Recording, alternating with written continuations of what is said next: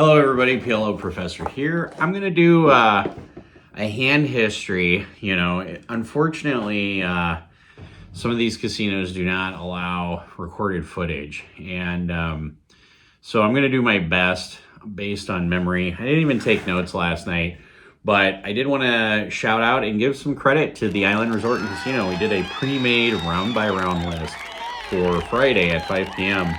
And we actually had a full table from the word go, basically until closing, or like 30 minutes before closing. And so it was a lot of great action. If you guys are in the Upper Peninsula, also if you're in northern Wisconsin, doing a round-by-round games kind of cool because you get some no-limit hold'em players and you get some PLO players, so you get a good mix. Not only that, but one of the things that was really nice about it was the no-limit side played a lot different than your normal no-limit tables. So because it was a round-by-round, for example, and no-limit on a 1-3 no-limit, if you opened a 25, usually you might expect one caller, maybe two, because of the PLO and people just getting used to multi-way action. I mean, even when somebody opened for 30, it was still like 6 or 7 callers. So really, really good action at the Island Resort and Casino. And it was up to $1,000 max buy-in. I thought that was great.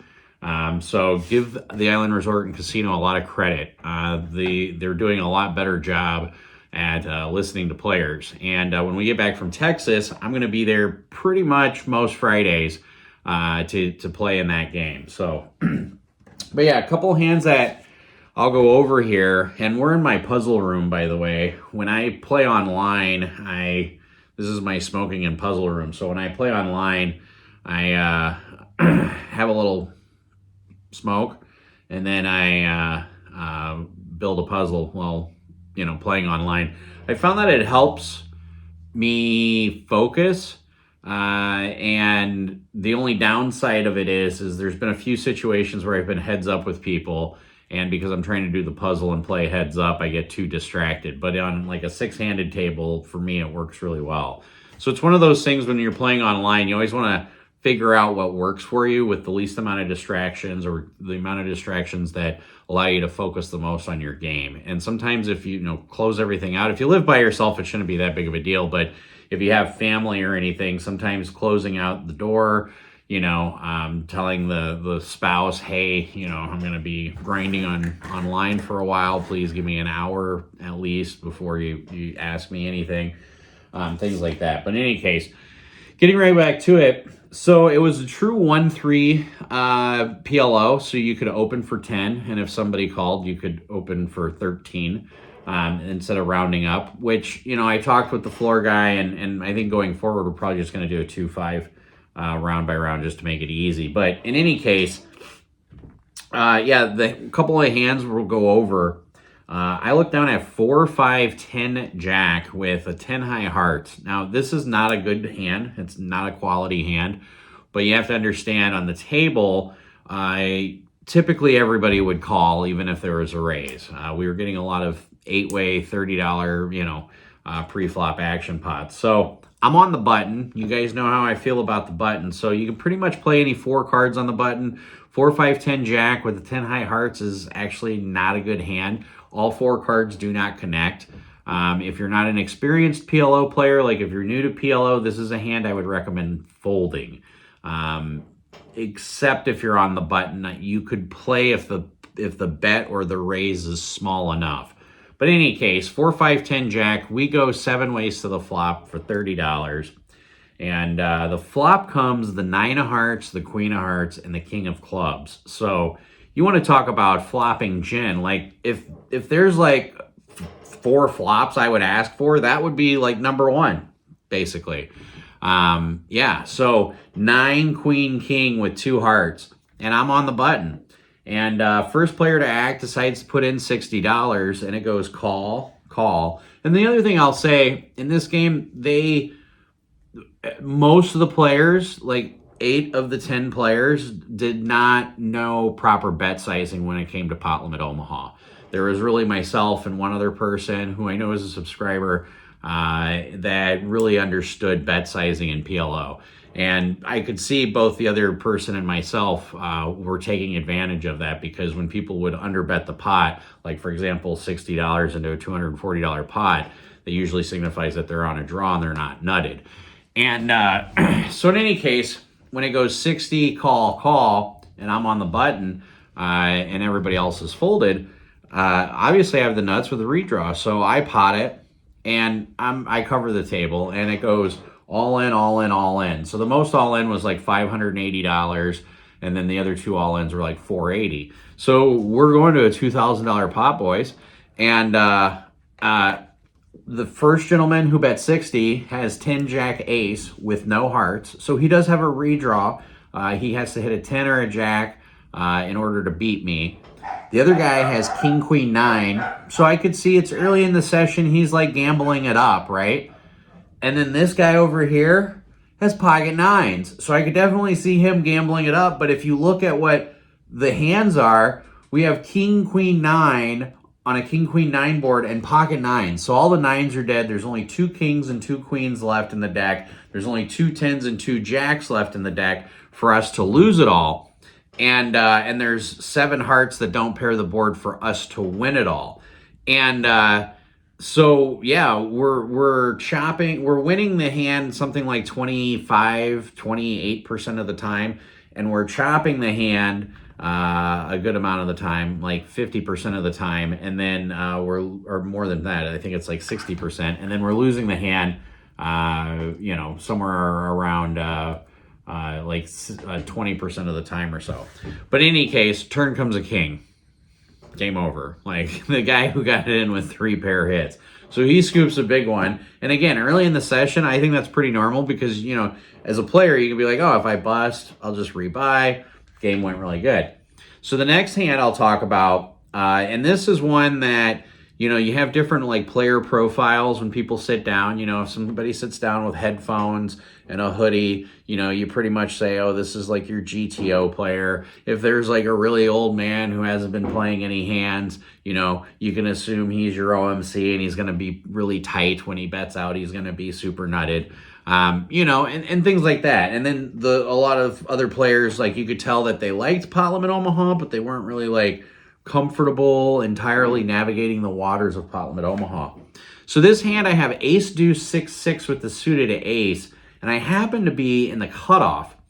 So I go ahead and I just value raise to $15, and we end up getting, or actually no, I raised more than that. I raised $25 because there was $180 or $200 in the pot, and we get 8 callers. So I'm pretty much like, I hope I flop the nuts with this hand. If not, I hope I flop a 6, or a heart draw, that would be great. Ace deuce 6-6 isn't exactly a premium hand to be raising with. I did it because I was in position. I feel the most comfortable on the table. I have the most experience, so I think I know how to navigate the best. And I'm pretty much last to act. So the flop comes king 6-9 rainbow. So we flop bottom set. And the first player leads out and checks, pardon me. The second player checks. The third player, who is your OMC type, goes all in for $181 into a $200 pot.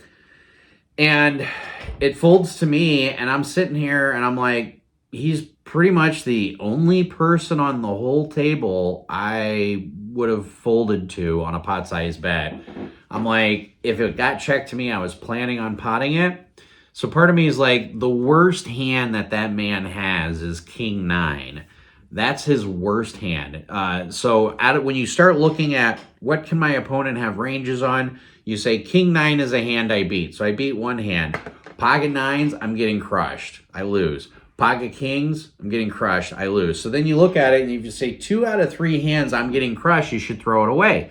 If it's the other way around and you say, well, 2 out of 3 hands I'm crushing my opponent, then you call. And even if that's his worst range is king 9, he can have something like 10 jack queen, and I still don't even like it, because he's got 9 outs, plus he could have like a full house blocker, or he could have like 9 jack queen, or 10 jack queen, so he could even have like a set draw as well. So when he goes pot to me, I actually go in the tank for a little bit and I end up folding. And one other person ends up calling. One guy had a complete wrap. He had king 9 7 10 and it runs out. Then he ends up with a nut straight with a 10 high straight. And the guy with the inside wrap draw misses. So, but that's just to give you an example.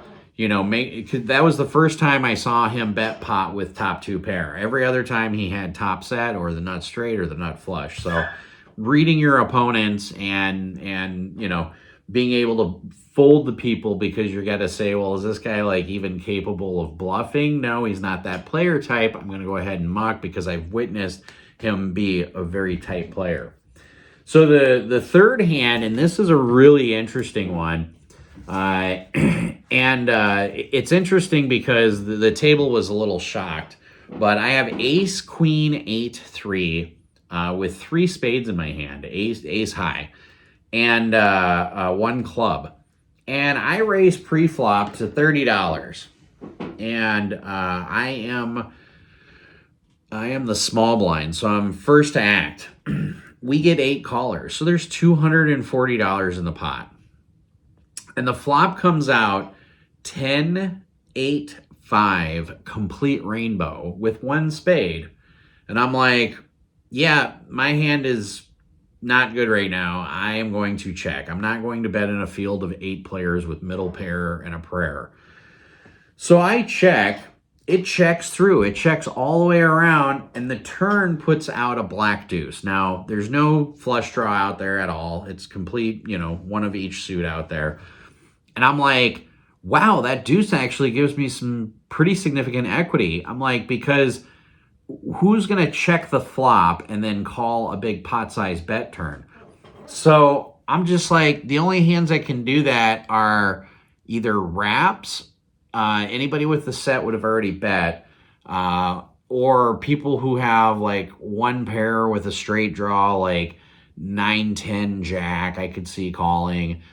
7, 9, 10, I could see calling. Things like that. But I'm like, you know, I don't think my 8s are good, but the table's playing a little tight. And not only that, but I literally haven't won a hand in about an hour. And I'm like, so I'm just going to bet pot because I just need to change the atmosphere that's going around me. Because literally, I hadn't won a hand in about an hour. I literally lost like $800 just seeing flops. Maybe it wasn't that much, but it was like $400 just seeing flops. And sometimes in Omaha that happens. So I bet $240, and the first guy to my left calls, and I'm like, oh God, this whole hand just turned into a disaster. When the first guy calls, you know it's possible it just goes call, call, call, call, call, call, call, call, call. And I'm like, yep, I'm done with this hand. First guy calls, second guy folds, third guy calls, and I'm like, yeah, my hand is over with. As people go in the tank and they fold, I literally think to myself, the only way I can win this hand is if an 8 comes out. Because now I'm realizing if a queen comes out, somebody with 9 jack is going to be caught up. Even if a 4 comes out, because I have ace 3, it puts the 6, 7 out there because there's an 8 and a 5 out there. And I got 2 callers. So now I'm like, the only way I win this pot is if an 8 comes out. I'm like, or like a 5 or a deuce, I'll fire at it and bluff at it. Was my plan. Because remember, we talked about having a plan. So I'm like, there's really no other way I'm going to win this pot. And so we go 3 ways to the river. I'm pretty much done with a hand.